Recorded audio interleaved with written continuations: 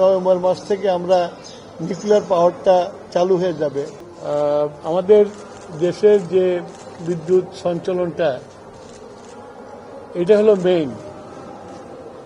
এই সঞ্চালন ঠিক হলে ডিস্ট্রিবিউশন করে দেওয়া যায়। তবে আপনাদের একটা জিনিস জানা দরকার যে একটা দেশে স্টেবল বিদ্যুৎ সিস্টেম তৈরি করতে হলে যেমন আমার স্টেবল জেনারেশন দরকার হয়, তেমন আমার স্টেবল ট্রান্সমিশন দরকার হয়, তেমন আমার স্টেবল ডিস্ট্রিবিউশনের প্রয়োজন হয় আর কি।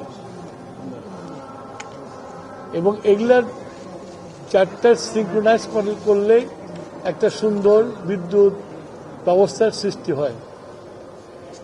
আমাদের দেশে এতদিন যেভাবে চলেছে কোনো ইন্টিগ্রেটেড ওয়েতে করা হয় নাই,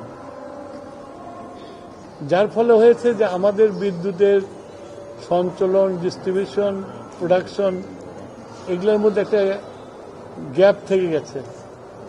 যার পরে আপনারা দেখবেন যে আমাদের বিদ্যুৎ উৎপাদন ঠিক আছে, আমাদের বিদ্যুতের সঞ্চালন ঠিক আছে, কিন্তু ডিস্ট্রিবিউশনের এন্ডে যে দেখা যাচ্ছে কিছু কিছু জায়গায় বিদ্যুৎ নাই, এবং যেটাকে আমরা সাধারণভাবে বলি যে বিদ্যুতের লোডশেডিং। আসলে লোডশেডিংটা হয় তখনই যখন আমার বিদ্যুৎ উৎপাদন হয় না। কিন্তু উৎপাদন হওয়ার পরে ট্রান্সমিশন করার পরে যখন বিদ্যুৎতে অনেক জায়গায় বিদ্যুৎ থাকে না, ঘন্টা 1 ঘন্টা 1.5 ঘন্টা থাকে না, সেটা লোডশেডিং না, সেটা হলো টেকনিক্যাল। তো গত ফ্যাসিস্ট গভর্নমেন্ট বিদ্যুতে সয়লাভ করে দিয়েছিল যে প্রতিটি ঘরে ঘরে বিদ্যুৎ জ্বলবে। এটা করতে যে এটা যে একটা কারিগরি জিনিস, এইটার দিকে তোয়াক্কা করে নাই। আপনার পল্লী বিদ্যুতে লম্বা লম্বা লাইন টেনেছে। একটা ভালো সিস্টেমের জন্য একটা লাইনের distance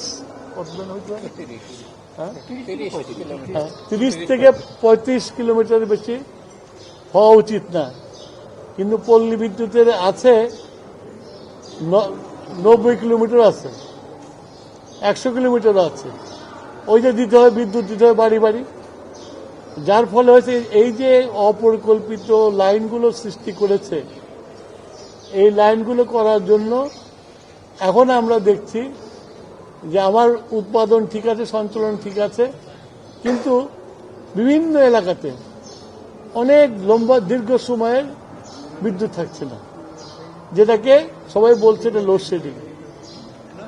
load shedding is common term, এটাই ব্যবহার করবে, কিন্তু আসলে এটা হলো যে লাইনের ডিফেক্টের জন্য।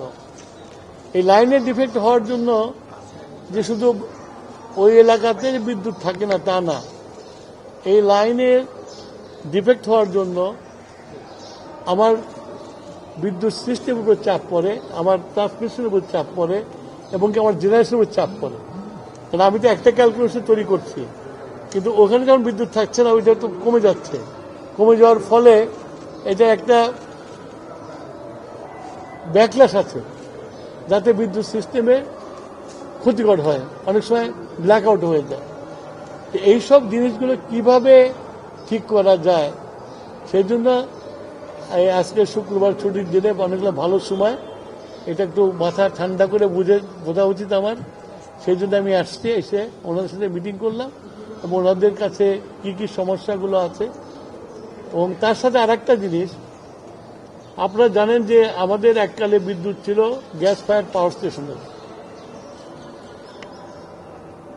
আর না হলে পরে তেলের পাওয়ার স্টেশনের, আর একটা ছোট্ট জলবিদ্যুৎ আছে কাপড়ে।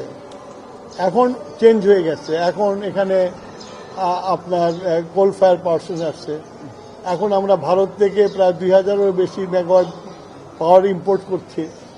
তারপরে আশা করতেছি যে নভেম্বর মাস থেকে আমরা নিউক্লিয়ার পাওয়ারটা চালু হয়ে যাবে।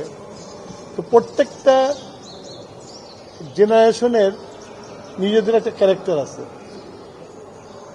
ইন্ডিয়া থেকে যেটা আসতেছে ইন্ডিয়ারও একটা নিজস্ব ক্যারেক্টার আছে। এগুলোকে যখন এক করে সমন্বয় করে এক জায়গায় নিয়ে এসে যখন থেকে সব পাওয়ারকে একত্রিত করা হবে, তার জন্য একটা সিস্টেম তৈরি করতে হয়, সিঙ্ক্রোনাইজেশন বলে আর কি যেটাকে। সেই সিঙ্ক্রোনাইজেশনটা করার জন্য আমাদের পিজিসিবি কতখানি রেডি, আমার ডিস্ট্রিবিউশন কতখানি রেডি, এটা নিয়ে পর্যালোচনা করলাম। কেননা যদি নভেম্বর মাসে আসে তাহলে কিন্তু সময় হাতে নাই এবং এগুলো করতে অনেক টাইম লাগে।